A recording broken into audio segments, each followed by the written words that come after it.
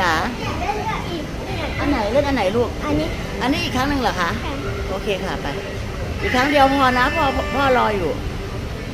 พี่แซมทำนานได้นะ เหรอคะ โอ้ย เล่นกับน้องเบาๆนะ เวลาอยู่ใกล้น้องอะลูกอย่าเล่นเบาๆทำเบาๆไม่ทำอย่างนั้นกับน้อง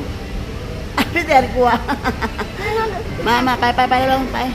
เล่นเสร็จแล้วไปเลยปะ